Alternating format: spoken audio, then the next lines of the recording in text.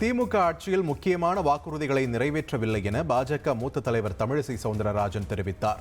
வேலூர் மாவட்டம் குடியாத்தத்தில் செய்தியாளர்களுக்கு பேட்டியளித்த அவர், உபரி மின்சாரம் இருக்கிறது என்கிறார்கள், ஆனால் பல இடங்களில் மின்தடை நிலவுவதாக தெரிவித்தார். இன்றைய ஆட்சியில ஏறக்குறைய 500 வாக்குறுதிகளை கொடுத்தது, முக்கியமான வாக்குறுதிகளை எல்லாம் நிறைவேற்றவில்லை.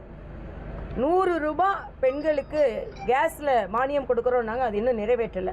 உபரி மின்சாரம் இருக்கிறது என்று சொல்கிறார்கள், ஆனால் பல இடங்களில் மின்தடை இருக்கிறது. 2 நாளைக்கு முன்னாலே எங்கள் வீட்டில் 3 மணி நேரம் மின்தடை, 24 மணி நேரம் மின்சாரம் இருக்கிறது என்று சொல்கிறார்கள். மின்தடை இன்றும் ஏற்பட்டு கொண்டு இருக்கிறது. இப்போ உபரி மின்சாரம் இருக்கிறது என்று சொல்கிறீர்கள், அப்படி என்றால் சொல்கிறார்கள் ஆள் பற்றாக்குறை, நிதி பற்றாக்குறை.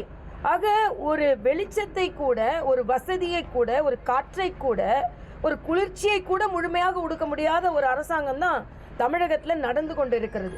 அந்த மகளிர் உதவித்தொகை ஆரம்பிக்கிறதுக்கு முன்னால் நான் சொன்னேன், நீங்கள் தேர்தல் வாக்குறுதியாக சொன்னீங்க, அப்போ 2.5 வருடம் கழித்து நீங்கள் கொடுக்கும்பொழுது அந்த 2.5 வருடத்திற்குள்ள காசையும் சேர்த்து கொடுங்கன்னு நான் சொன்னேன். இன்னைக்கு வரைக்கும் பயனாளிகளை தேடிக்கொண்டு இருக்கிறோம் என்றால் ஒரு ஒரு திட்டத்தை எவ்வளவு மோசமாக இவர்கள் செயலாற்றுகிறார்கள். செய்திகளை உடனுக்குடன் தெரிந்து கொள்ள உடனே சப்ஸ்கிரைப் பண்ணுங்க.